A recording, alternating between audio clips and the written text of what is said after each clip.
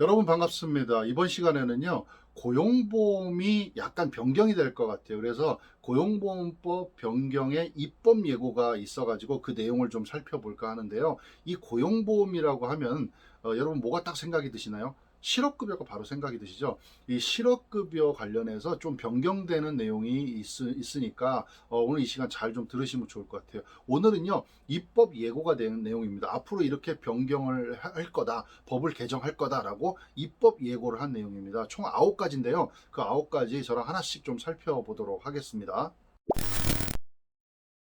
첫 번째입니다. 첫 번째는 고용보험 적용 제외자의 범위를 명확하게 하겠다라는 겁니다. 어떤 거냐면 고용보험법의 적용을 받지 않는 사람, 적용이 제외되는 사람이 어떤 사람이냐면 초단기 근로자가 여기에 적용을 받지 않습니다. 그래서 이 초단기 근로자들에 대해서 적용을 받지 않는다고 정확하게 명확하게 하겠다라는 내용입니다. 그리고 이 마지막에 보시면 초단시간 근로자와 함께 법 적용 제외자로 규정되어 있는 공무원이나 사학연금 적용자, 교사, 선생님들 얘기하는 거죠.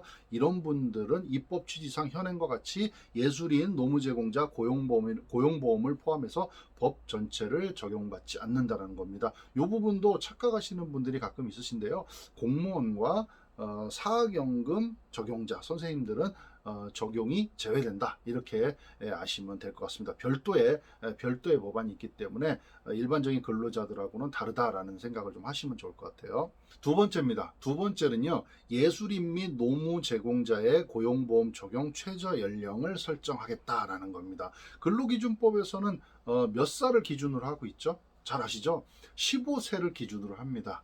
자, 그래서 이것도 똑같이 일정 나이 미만인 사람에 대해서는 이 고용보험료를 내더라도 받을 수 있는 확률이 굉장히 적다라는 겁니다. 예를 들어서 아이들 모델 같은 경우도 뭐 이런 예가 되겠죠. 그래서 예술인 및 노무 제공자 고용보험 적용 최저 연령을 15세로, 똑같이 근로기준법하고 동일하게 15세로 정하겠다라는 얘기입니다. 그리고 만약에 난 그래도 하겠다라고 본인이 의지를 하신다면 임의 가입을 할 수 있다라는 내용까지 좀 아시면 좋을 것 같아요. 세 번째입니다. 세 번째는요, 외국인 얘기인데요. 외국인인 예술인, 노무 제공자에 대한 고용보험 적용에 대해서 얘기를 하고 있습니다. 그래서 출입국 관리법상에 체류 자격의 활동 범위, 적법성, 그리고 체류 기간, 이런 것들, 구직급여 수급 가능 여부 등을 고려를 해서요, 고용보험을 적용받는 외국인인 예술인 및 노무 제공자의 범위를 한정하겠다라는 겁니다. 물론 이제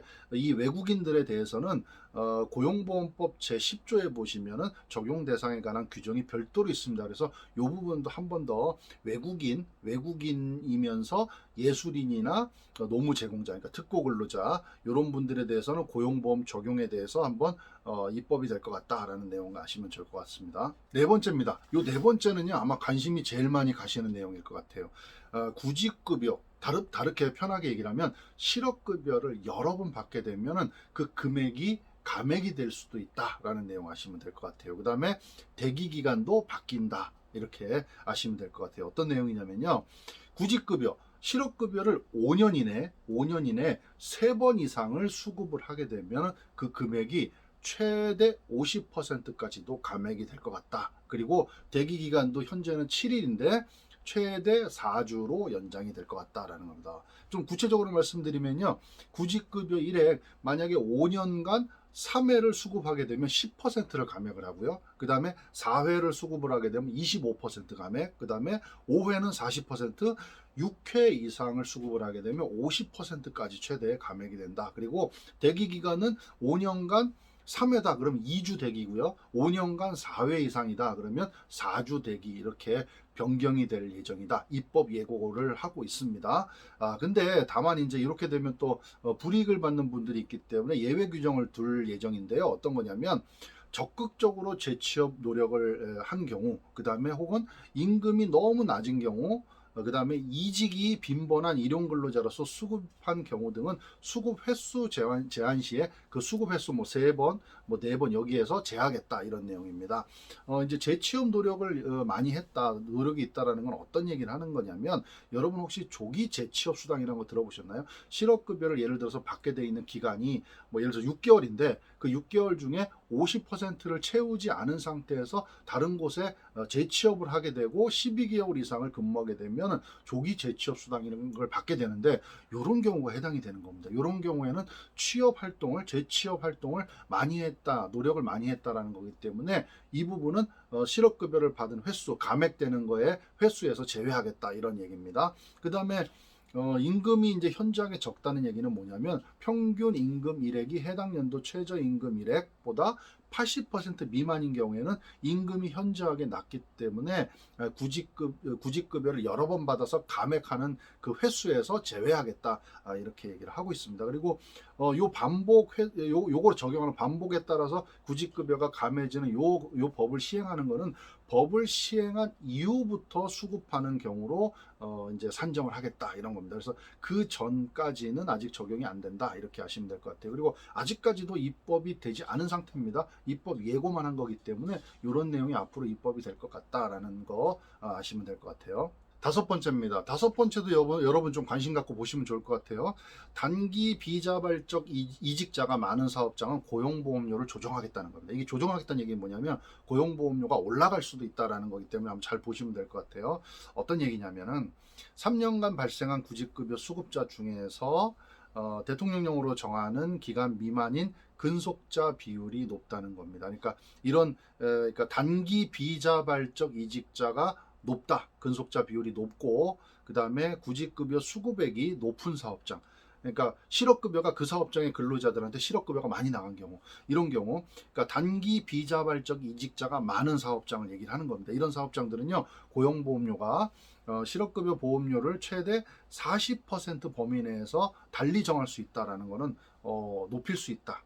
실업급여 보험료를 더 징수할 수 있다라는 얘기입니다. 근데 다만 이제 이런 경우는 있겠죠. 사업주의 귀책 사유 없이, 사업주가 귀책이 아니라 개인 사정으로 비자발적 이직이 있은 경우는 사업주 입장에서는 어떻게 할 수가 없는 내용이잖아요. 그래서 그런 경우에는 구직급여를 수급한 경우는 제외한다. 그런 경우로 구직급여를 수급한 경우는 제외하고 산정해서 적용 대상 사업 여부를 판단하겠다라는 겁니다. 그래서 이런 예외 기준은 있지만, 그래도 그러니까 자꾸 비자발적인 이직이 있어서 실업급여가 그 해당 사업장이 계속해서 실업급여가 나가는 근로자들이 계속 나온다.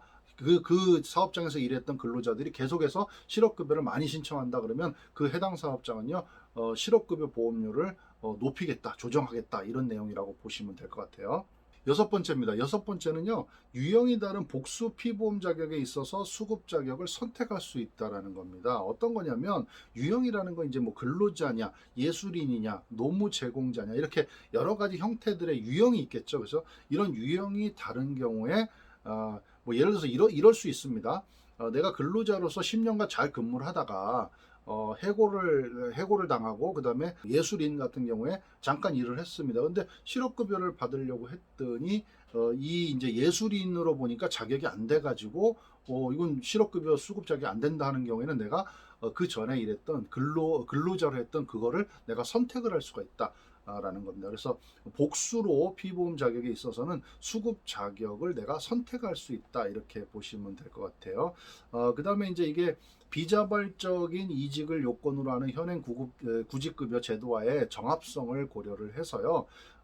만약에 그 이직 사유도 비자발적인 경우에만 구직급여 수급 자격을 인정한다는 겁니다. 그래서 마지막에 이렇게 근로자로서 이렇게 일을 하다가 또 예술인으로서 이렇게 피보험 자격으로 일을 했는데, 요 피보험 예술인으로서 일했던 요 기간에 내가 자발적으로 퇴사하면 요거는 아니라는 거죠. 그래서 비자발적으로 이직을 했을 때만 해당이 된다, 이렇게 아시면 될 것 같아요. 일곱 번째입니다. 일곱 번째는요, 일용직 근로자의 구직급여 수급 요건을 개편하겠다. 일용직 근로자들도 구직급여, 실업급여를 받을 수가 있죠. 근데 이제 일용직 근로자들 같은 경우는 조금 이제 다른 부분이, 소득세법에 따라서 매월 신고하는 일용 근로소득 지급 명세서를 활용해서 한 달 단위로 이렇게 판단을 해야 되는데, 그 판단 기준이 신청일, 이제 기존에는 신청일 이전 1개월이었는데 요거를 신청일이 속한 달의 최종 근무일로부터 그 직전 달 초일로 이렇게 변경할 예정이라고 하고요. 그 다음에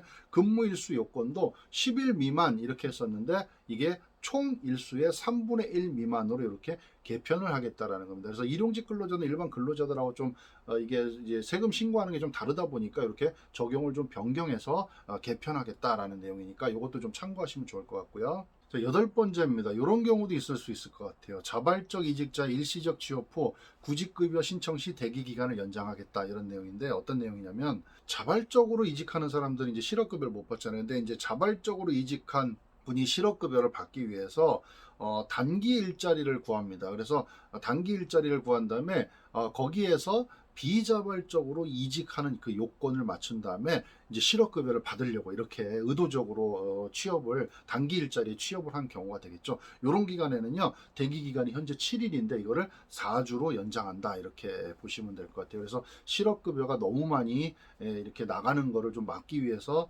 이런 것들을 좀 만들고 있다 보시면 될 것 같고요. 그 다음에 비자발적으로 이직한 사업장의 피보험 단위 기간이 90일 미만인 경우, 3달 90일 미만인 경우가 여기에 해당된다 이렇게 보시면 될 것 같아요. 자, 그 다음에 마지막으로 9번째입니다. 9번째는요, 실업급여 신고 방법을 개선하겠다라는 건데요. 지금 여러분 잘 아시다시피 지금 뭐 코로나 때문에 실업급여를 신청하는 것들이 좀 많이 간소화되고 했지만 그래도 결국에 이제 한 번은 고용센터에 나가가지고 처리를 해야 될 일이 있죠. 근데 요거를 좀 개선을 해서요, 출석하지 않고 고용보험 시스템 정보통신망을 활용해서 실업급여를 신고할 수 있도록 이제 완전히 온라인으로 신고할 수 있도록 그렇게 개편을 하겠다.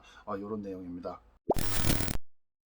자, 지금까지 이제 고용보험법이 좀 개정이 될 것 같다, 개편이 될 것 같다. 그래서 그거를 입법 예고를 한 내용에 대해서 총 9가지를 좀 말씀을 드렸습니다. 여러 가지 뭐 본인한테 해당이 되시는 부분도 있고, 나한테 해당이 안 되는 부분도 있을 수 있지만, 그래도 뭐 근로자 입장에서, 노동자 입장에서는 언젠가는 실업급여를 받을 날이 꼭 있겠죠. 한번 받아보신 분들도 계시고, 앞으로 받을 분들도 있으실 건데, 이 받으실 때 제가 말씀드린 부분 좀 참고해서 좀 생각을 하시면 좋을 것 같고, 특히 이제 우리 근로자 노동자들 입장에서는요 실업급여를 너무 자주 받게 되면 앞으로는 금액이 감해진다, 감액이 된다, 이 부분을 좀 아시면 좋을 것 같고요. 그 다음에 사업주 입장에서는 이제 5번째로 제가 말씀드린 내용 중에 비자발적인 이직, 그러니까 실업급여를 받을 대상자가 우리 사업장에 많아지면은 실업급여 보험료가 올라갈 수 있다. 요거 2가지만이라도 좀 꼭 기억하시면 좋을 것 같습니다. 현재로서는 입법 예고가 된 내용이고요.